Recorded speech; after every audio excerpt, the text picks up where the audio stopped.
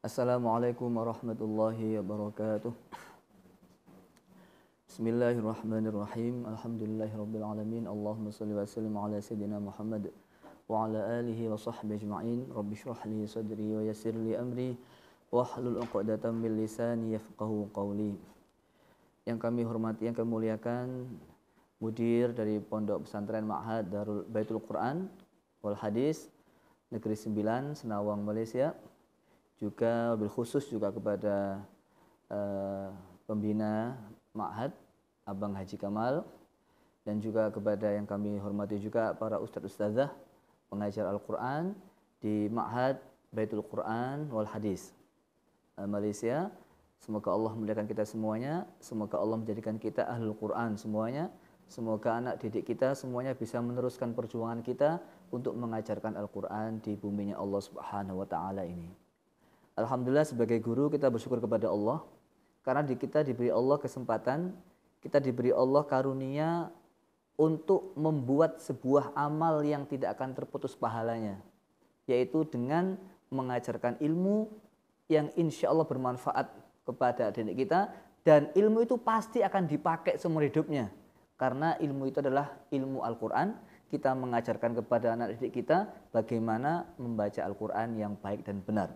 Dan ketika setiap kali anak didik kita sholat dan membaca Al-Quran, Fatihah yang kita ajarkan kepada didik kita, kita mendapatkan pahalanya. Ini sebuah keistimewaan, kebanggaan, dan sebagai guru kita harus bersyukur, berterima kasih. Tidak hanya kepada Allah yang harus kita syukuri, tapi juga kita harus berterima kasih kepada anak didik kita. Kita harus berterima kasih kepada murid-murid kita yang telah sudi menjadi murid kita. Andaikan tidak ada murid kita, tentu kita tidak akan mendapatkan pahala jariah yang akan mengalir hingga kita sampai meninggal dunia kelak. Oleh karena itu, murid kita adalah aset kita. Murid kita adalah amal ladang kita. Murid kita adalah tabungan kita.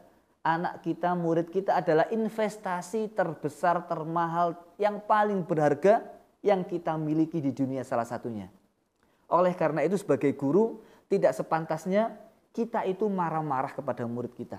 Tidak sepantasnya kita itu sakit hati kepada anak didik kita.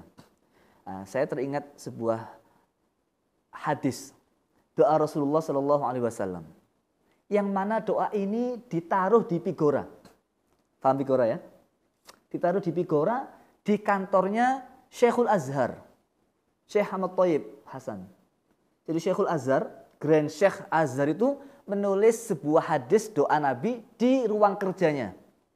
Doanya itu begini: Allahumma man waliya min amri ummati syai'an fasyaqqa alaihim fashquq alaihi. Ya Allah, siapa yang membina perkara umatku, siapa yang diberi kekuasaan urusan umatku kepadanya, lalu dia mempersulit, lalu dia berbuat yang tidak baik, lalu dia itu menyusahkan umatnya, susahkan dia ya Allah. Bayangkan. Wa man waliya min amri ummati syai'an farafiqa fihim farfuq alaihi. Ya Allah, jika ada umatku dipasrahi, diberi Allah amanat, kekuasaan mengurus masalah orang lain, lalu dia itu lemah lembut kepada mereka umatku, maka lemah lembutlah ya Allah kepada dia. Nah, jadi seorang pemimpin itu yang pertama kali adalah mempunyai sifat kelemah lembutan kepada anak didiknya. Kalau murid itu sudah senang dengan gurunya, ilmu akan cepat masuk. Nah, tadi sudah kita sampaikan, dasar utama seorang guru adalah kasih sayang. Sebagaimana Rasulullah mengutus Allah mengutus Rasulullah di bumi ini adalah dengan wa ma arsalnaka illa rahmatan lil alamin. Rasulullah itu berhasil dakwanya karena punya rahmat di hatinya. Tanpa rahmat dakwah nggak akan berhasil.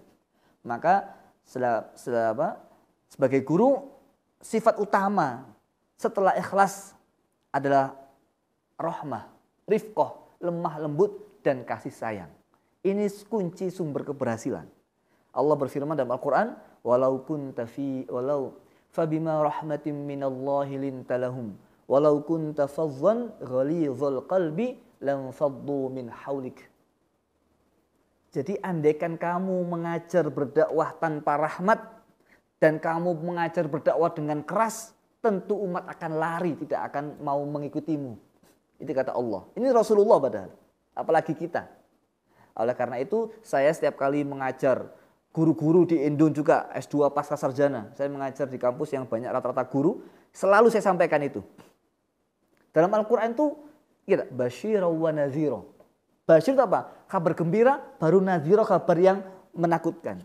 Tidak sepantasnya kita semuanya lah, siapapun dalam berdakwah ini dibalik, menakut-nakuti dulu baru ngasih kebahagiaan. Tidak, harus memberikan kebahagiaan dulu, nadhiranya terakhir kalau nggak bisa berhasil. Selalu basyirau wa nadhira, mubasyirau wa nadhira. Begitu, nggak ada nadhira wa basyira, nggak ada. Dalam Al-Quran nggak ada yang satu pun nggak ada. Yang ada basyirau wa nadhira. Tidak ada nadhira wa basyira. Itu artinya sebagai guru kita semuanya mohon kepada Allah dalam membina anak didik kita ini harus selalu ingat lemah lembut yang Rasul contohkan dengan rahmatnya. Nah, ini sumber keberhasilan. Setelah ikhlas kepada Allah, tanpa ikhlas nggak akan berhasil. Ilmu itu hanya nempel di telinga kiri, keluar di telinga kanan atau sebaliknya. Tapi kalau guru ngajar dari hati, Allah nanti akan memberikan ilmunya, bukan kita. Maka selalu saya sampaikan kepada anak murid saya juga semuanya. Kamu semuanya anak murid saya, santri-santri, kalau mengajar, jangan sampai lupa untuk tidak mendoakan santrinya. Guru wajib mendoakan santrinya. Mohon kepada Allah supaya santri itu dikasih Allah ilmu yang bermanfaat. Karena yang ngasih ilmu itu bukan guru, bukan kita. Allah yang ngasih ilmu. Kita hanya bekerja saja, Allah yang mewujudkan. Nah, ini yang pertama. Setelah itu pengingat kita bersama, Al-Quran adalah kitab yang paling mulia yang ada di dunia. Dan Allah jaga keistimewaannya, Allah jaga kesuciannya. Dan siapapun yang menjaga Al-Quran, hidupnya akan dijaga oleh Allah. Menjaga Al-Quran bukan berarti kita taruh di lemari, kita kunci. Tapi menjaga Al-Quran adalah dengan kita mengajarkannya. Jadi kalau kita mengajar Al-Quran, itu sesungguhnya kita sedang menjaga Al-Quran. Bukan kita yang menjaga, tapi Allah melibatkan kita hambanya yang dipilih oleh Allah untuk menjaga Al-Quran. Karena kita menjaga Al-Quran, dan pasti Allah akan menjaga kita. Nah, oleh karena itu berbahagialah, bersyukur kepada Allah, kita semuanya dipilih oleh Allah untuk menjadi bagian dari orang-orang yang menjaga Al-Quran. Otomatis kita akan dijaga oleh Allah dengan penjagaan Allah kepada Al-Quran itu sendiri. Nah, saya kira itu. Jadi pesan apa yang bisa saya kenang-kenangan adalah lemah lembut. Jangan sampai ada rasa sakit hati, jangan sampai ada rasa keras. Yang kedua, jangan sampai tidak mendoakan santrinya. Jadi kita punya kebiasaan kalau sebelum belajar baca Fatihah. Kita baca Fatihah kepada siapa? Rasulullah, guru-guru kita, orang tua kita, sekaligus kepada anak murid kita. Itu selalu kita sampaikan. Karena ilmu yang memberikan Allah, dan kepada Allah kita memohon agar ilmu itu masuk di hati anak didik kita. Dan kita dengan barokah anak murid kita, kita bisa dikasih Allah hidup yang berkah, dosa diampuni, dan mendapatkan husnul khotimah dengan barokah Al-Quran. Wallahu a'lam bishawab. Saya kira demikian. Terima kasih. Ya, gitu Ustaz. Belum ya?